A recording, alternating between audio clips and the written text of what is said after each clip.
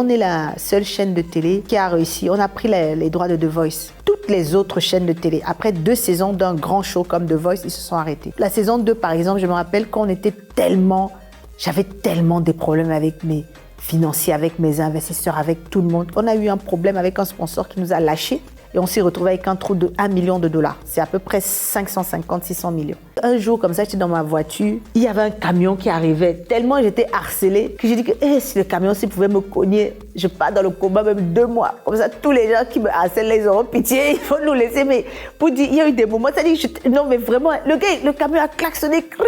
J'étais comme ça, j'ai dit, Seigneur, j'ai avancé ma voiture. Mais au fond de moi, je dis que si je pouvais avoir un truc qui me met dans un coma, mais que je ne veux pas mourir, mais je veux juste disparaître de moi, que les gens me lâchent les baskets un peu. Il y a eu des crises, il y a eu des challenges, mais quand vous regardez à la fin, on a fait une 3e saison de The Voice. On a fait The Voice Kids, 4e saison. On a fait The Voice édition spéciale Côte d'Ivoire, 5e saison. On a réussi à faire 5 saisons d'un show panafricain parce qu'on avait un rêve et on a été résilients.